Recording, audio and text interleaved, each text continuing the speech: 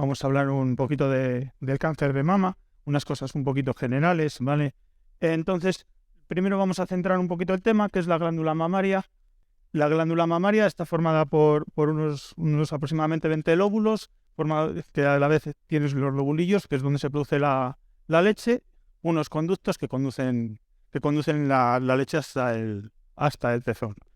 ¿Qué entiende la RAE por el cáncer? Pues una enfermedad neoplásica con transformación de células que proliferan de una manera anormal e incontrolada, ¿vale?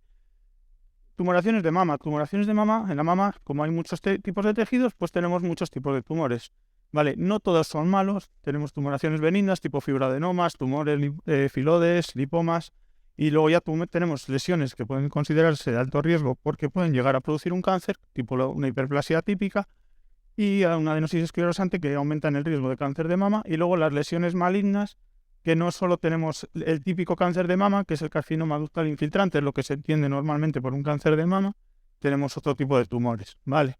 Entonces sería un carcinoma ductal infiltrante de mama, en el que en el conducto mamario se ha roto ya la membrana y el tumor está infiltrando.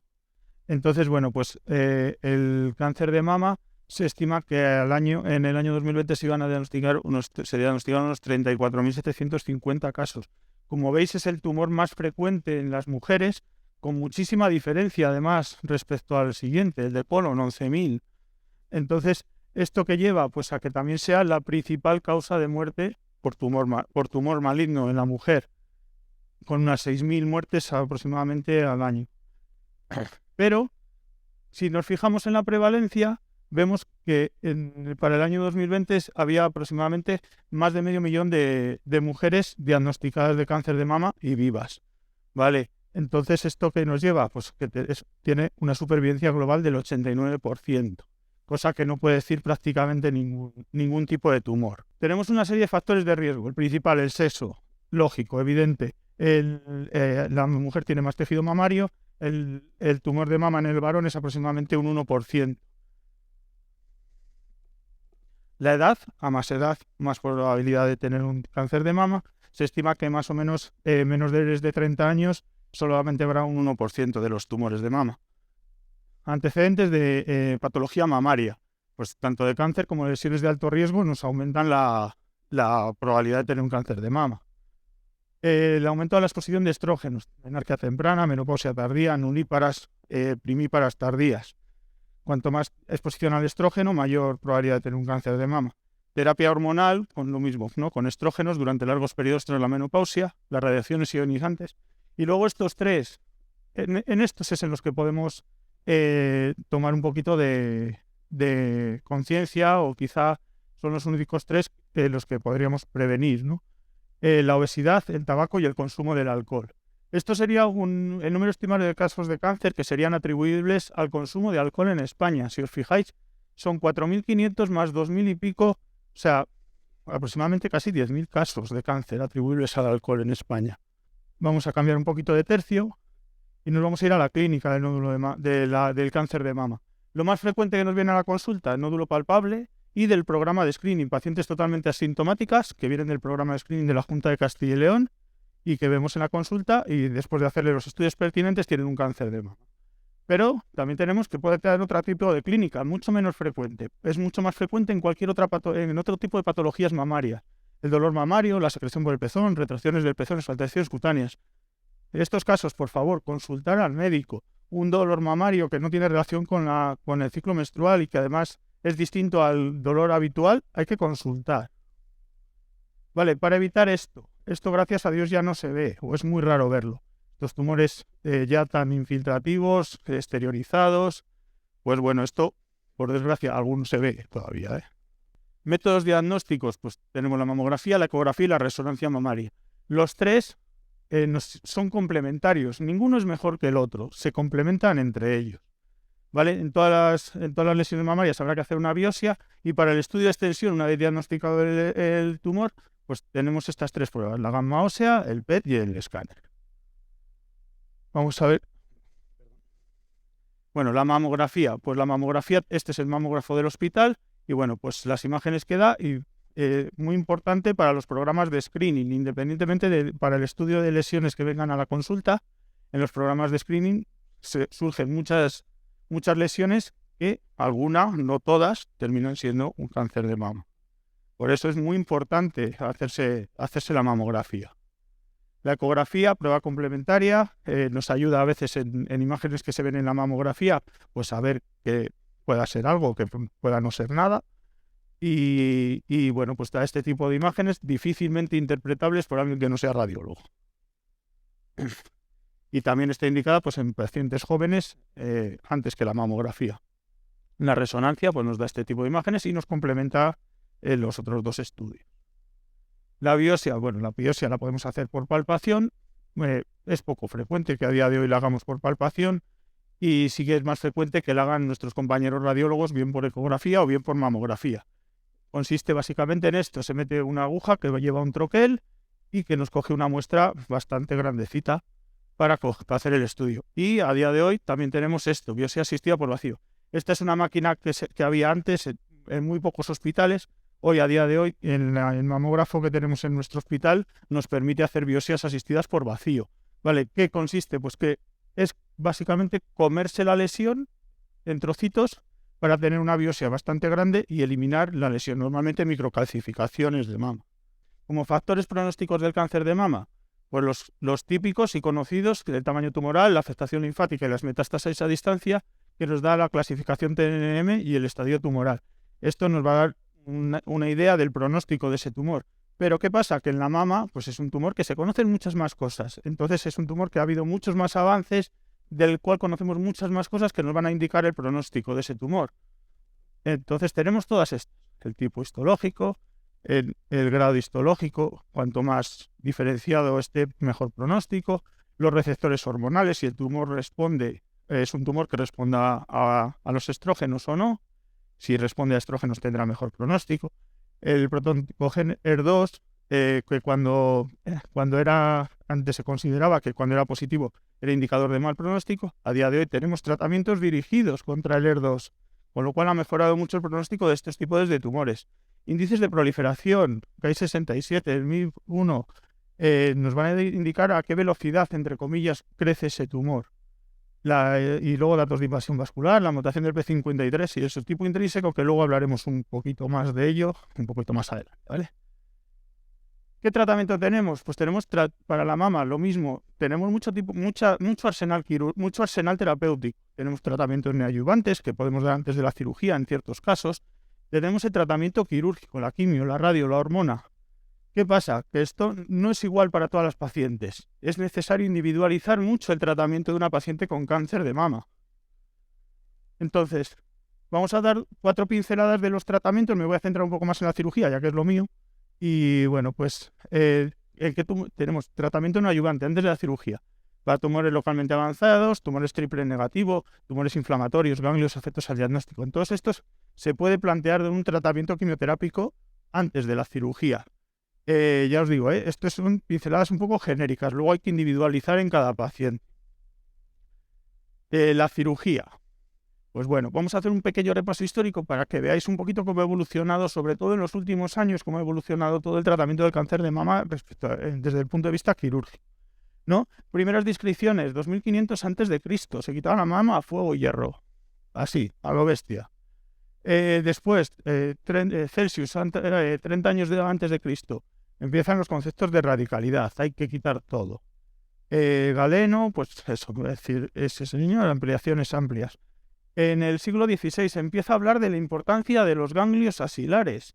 Fijaros, estamos hablando hace 5 siglos. O sea, pero ya en 1894, Hastel, teoría mecanicista, hay que hacer incisiones y extirpaciones muy amplias. Había que quitar la mama, ambos pectorales, hacer una linfadenectomía axilar completa de los 3 niveles. O sea, una cirugía súper agresiva. Perdón. Luego, a finales del siglo XIX, se empieza a hablar de las radiaciones ionizantes, se empieza a tratar con radioterapia el cáncer de mama, y empezamos a hablar a mediados del siglo XX, empezamos a hablar de cirugías menos agresivas, ¿vale? Patey empieza a conservar el pectoral menor, fijaros, estamos hablando de hace 4 días. Madden empieza a conservar ambos pectorales y todos con el mismo resultado oncológico. Muy fatal. Bueno, esto sería un poquito para que os hagáis idea de la radicalidad, ¿no?, de la cirugía. Quitar la mama, este es el pectoral mayor, este es el pectoral menor, ganglios axilares de los 3 niveles, o sea, una cirugía súper agresiva. En los años 60 empezaba a hablarse de la cirugía conservadora con los mismos resultados oncológicos. Entonces, muy importante este otro gran paso, ¿no? A finales de los 80, Giuliano, Osborne, Crack, empezaron a hablar de la biopsia del ganglio centinela, ¿vale? ¿Esto qué quiere decir? Que de la mama drena hacia los ganglios axilares como si fuera una pirámide, ¿vale? Con la punta, este sería el ganglio centinela, que va a drenar.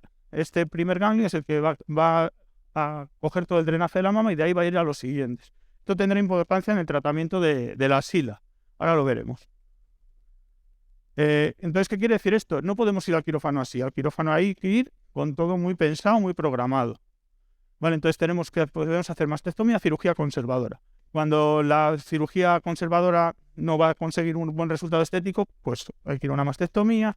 Cuando no podemos dar radioterapia, cuando el seguimiento sea difícil, tumores multicéntricos y, muy importante, deseo de la paciente. Si la paciente quiere quitarse la mama, yo no soy quien para negarle quitarle la mama. Todo tiene sus pros y sus contras, ¿vale? Y después de la cirugía, ¿qué podemos hacer? ¿Reconstrucciones inmediatas o reconstrucciones diferidas? Esto es, a día de hoy sigue siendo un punto de controversia importante entre los cirujanos. Hay las dos corrientes, ninguna ha demostrado que sea mejor que la otra, con lo cual pues se pueden hacer las dos cosas. La reconstrucción diferida, primero se quita la mama y ya se reconstruirá. Ventajas: que no interfiere con los restos de tratamientos, que tiene buenos resultados estéticos y que no está condicionada por la radioterapia, sobre todo. La reconstrucción inmediata, pues sobre todo ventajas psicológicas para la paciente, no se ve sin nada, no se ve mastectomizada, que tiene buenos resultados oncológicos y que, bueno, está sobre un tejido que todavía no ha sido manipulado. Y aparte que es más económico porque solo haces un ingreso. La reconstrucción, podemos reconstruir de distintas maneras, con prótesis, con expansores prótesis, con tejidos autólogos, con técnicas mixtas. Y bueno, y luego las técnicas de reconstrucción del complejo areola-pezol, una vez que ya la mama se ha estabilizado y la reconstrucción se ha estabilizado. Vale, prótesis, bueno, esto es una prótesis, esta es una prótesis que está recubierta, se pone recubierta por una malla para ponerla prepectoral. Vale, esto sería una vez finalizada la cirugía. Expansores, pues básicamente consiste en meter una, entre comillas, bolsa de plástico vacía que se va rellenando con suero, que después será cambiada por la prótesis definitiva. Esto es otro tipo de expansor prótesis, pero bueno. Reconstrucciones con tejido autólogo, estos son sobre todo los compañeros de cirugía plástica los que se encargan de hacerla. Una reconstrucción con dorsal ancho, usa un colgajo pediculado del músculo dorsal ancho para hacer la reconstrucción mamaria. El colgajo TRAN prácticamente no se usa, que coge grasa del abdomen, pediculada por el músculo recto del abdomen, y va a hacer la reconstrucción. Y lo que más tienden a hacer ahora los cirujanos plásticos es el DIEP, que es un colgajo libre de perforantes de la epigástrica inferior profunda. Coge grasa del abdomen con vasos epigástricos que anastomosa mamaria interna para hacer una reconstrucción. Una cirugía bastante compleja porque requiere una anastomosis microvascular. En cuanto a las técnicas de reconstrucción del complejo areola-pezón, pues siempre ha habido técnicas quirúrgicas y últimamente lo que más en boga está es el tatuaje. ¿Vale? Estos son resultados de tatuajes de pezón. En nuestro hospital tenemos la suerte de contar con una enfermera que se encarga de hacernos estas cosas y que la verdad es que es una suerte, pues, contar con ella. Y bueno, pues esto es lo que tenemos. En cuanto a la cirugía conservadora, lo más importante, mismo resultado oncológico. Vamos a conservar la mama con el mismo resultado oncológico en cuanto a supervivencia libre de enfermedad. Se ha podido aumentar el número de casos en los que se benefician de la cirugía conservadora por el diagnóstico precoz, sobre todo en los programas de screening. Vale, entonces, entre una lesión de mama puede ser palpable o no palpable. Si es palpable, nos vamos al quirófano. Si no es palpable, tenemos un problema. Entonces necesitamos ayuda. Aquí vienen nuestros compañeros radiólogos a ayudarnos. En nuestro hospital, arpón.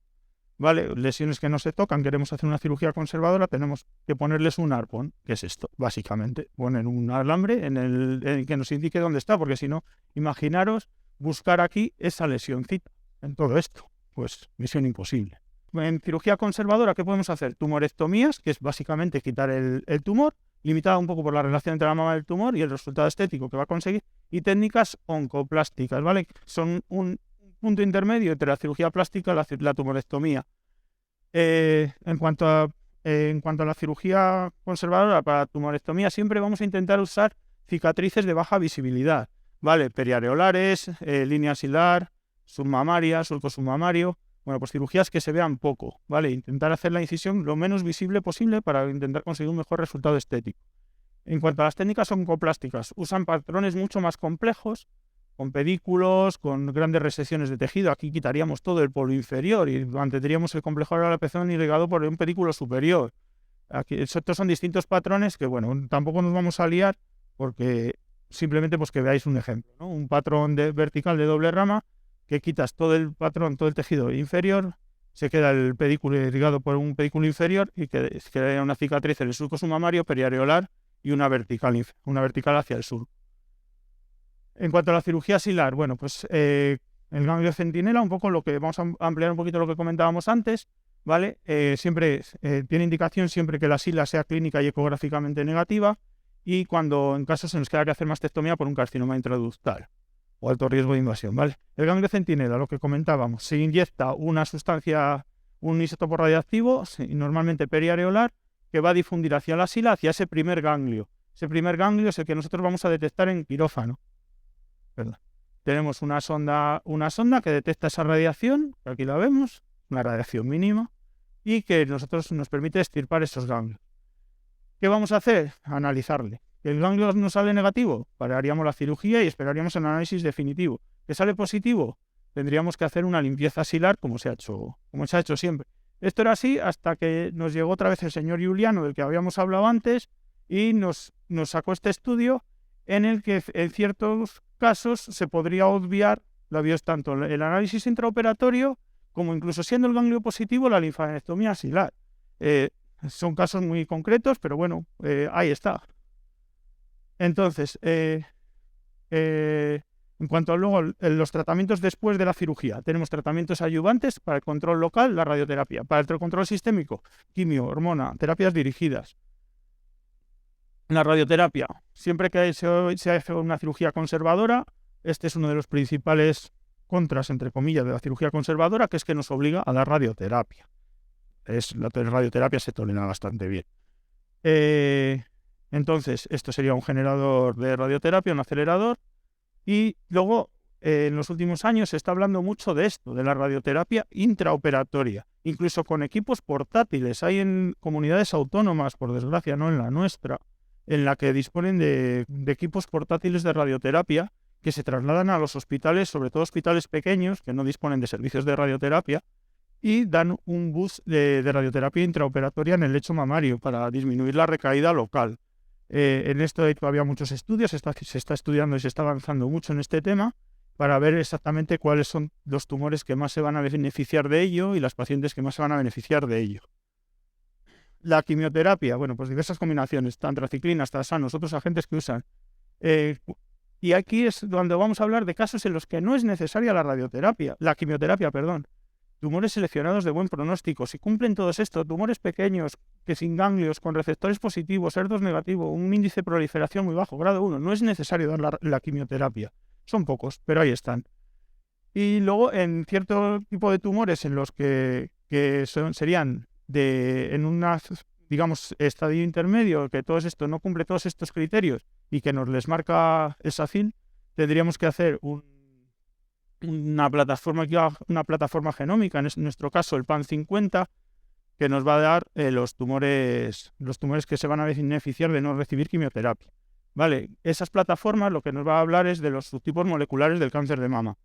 Posiblemente os suene, tampoco me voy a enrollar mucho en esto. Luminal A, luminal B, ER2 enriquecido, basal. Los basales serían los triple negativos, receptores de estrógeno y progesterona, ER2 negativos. Los luminal A, que son, gracias a Dios, la mayoría, tienen mejor pronóstico. Normalmente son tumores que tienen receptores de estrógeno y progesterona positivos, un bajo índice de proliferación. ¿Vale? Entonces, cuando hacemos esa plataforma genómica, para solicitarla, tiene que cumplir una serie de criterios, que son los que nos marca el SACIL, y nos van a dar este resultado. Nos van a dar si ese tipo de tumor, aparte de por los genes que se han estudiado, por las características del tumor, de tamaño, etcétera, etcétera, nos va a dar si el tumor es de bajo riesgo, riesgo intermedio, alto riesgo. Entonces, aquí entrarían esos tumores que se van a beneficiar de no recibir quimioterapia, los tumores que tengan bajo riesgo. La hormona, bueno, pues cuando hay receptores estrogénicos positivos, y nos va a dar, pues, tenemos este tipo de tratamiento, ¿vale? Moduladores selectivos del receptor de estrógeno, inhibidores de la aromatasa.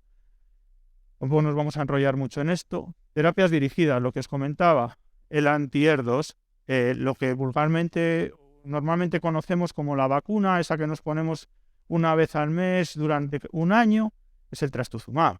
Lo que es una terapia dirigida a los tumores que son ER2 positivos. Y luego la inmunoterapia, bueno. En conclusión, una de las cosas más importantes, aquí, como habéis visto, entramos en el juego mucha gente. Médicos nucleares, oncólogos, radioterapeutas, anatomopatólogos, cirujanos, radiólogos. Muy importante, tratamiento multidisciplinar del cáncer de mama, ¿vale? Tenemos que estar todos de acuerdo y ir todos en la misma dirección. ¿Y qué nos podemos llevar a casa que así un poco que nos debe quedar muy claro? Que es una entidad muy frecuente, gracias a Dios, con una supervivencia global bastante alta. Es muy importante el screening y la consulta si aparecen síntomas. Y que el tratamiento debe ser multidisciplinar e individualizado a cada paciente.